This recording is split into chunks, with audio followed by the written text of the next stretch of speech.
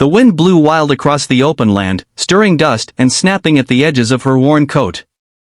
But Clara didn't stop. Her hands were cracked and bleeding from days of chopping wood and dragging logs. Her belly, round and heavy with child, pushed against the buttons of her old flannel shirt. She was 8 months pregnant, alone, and fighting to finish building a cabin, one nail, one log, one breath at a time. Clara Whitmore had lost everything when her husband died in a mining accident. His family turned their backs on her, giving her nothing but cold words and a cruel eviction.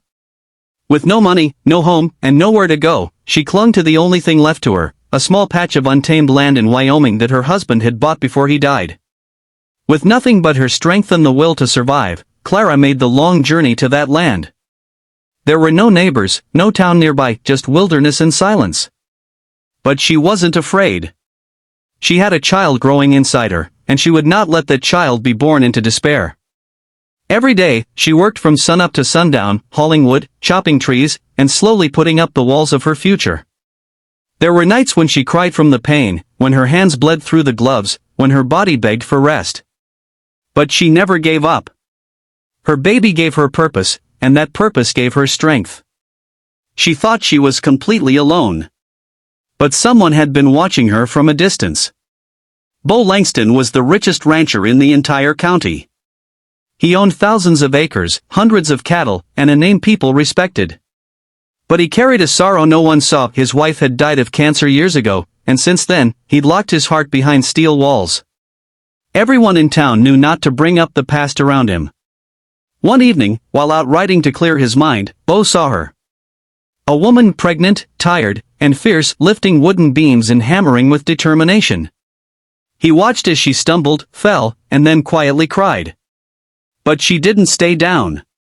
She wiped her tears, gritted her teeth, and got back to work. That night, Bo couldn't sleep. The next day, he returned with a small box of supplies, tools, food, some medicine. When he approached, Clara stepped outside, wary and ready to fight if she had to. "I don't need your help," she said firmly. "I know," Bo replied, calmly. "I just wanted to say. I've never seen anyone fight like you." She didn't trust him. Men with money had always tried to offer her things with strings attached. But there was something different in his eyes. He didn't look at her with pity, he looked at her with respect. He came back the next day. And the next. At first, she let him help with small things, holding a beam while she hammered it in, helping stack firewood. Then she started to open up. Piece by piece, they learned each other's stories. She told him how she'd been abandoned. How everyone expected her to give up, to go back to town and beg for charity. How this cabin, this land, was her promise to herself that she could survive, no matter what. And he told her how he hadn't believed in anything since his wife died. How her strength reminded him of the woman he once loved. How, for the first time in years, he wanted to believe in someone again. The cabin was nearly finished when it happened. One cold night, as the wind howled through the trees, Clara collapsed. Her contractions came hard and fast. She was alone, terrified, and the baby was coming early.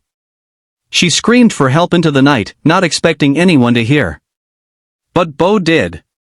He arrived on horseback, leapt off, and carried her inside. He lit a fire, boiled water, and stayed by her side all through the long, painful night. And when the sun began to rise, the cabin was filled with the first cry of a newborn girl. Clara wept as she held her daughter to her chest. Bo sat beside her, silent, eyes full of emotion he hadn't felt in years.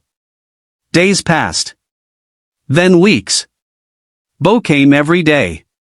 He held the baby while Clara rested. He brought food, supplies, and helped mend the roof. But more than anything, he brought presents. Quiet, constant presence. One evening, as the sun dipped below the hills, Clara rocked her baby in her arms. Bo sat beside her, hat in his hands, unsure of the words he wanted to say. "You built this whole home with your bare hands," he said gently. "And you built something else too, something in me I thought was gone. You don't need saving, Clara.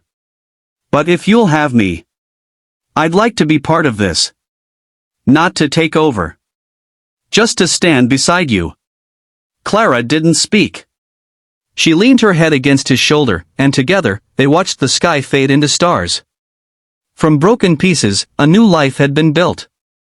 Not by luck. Not by money.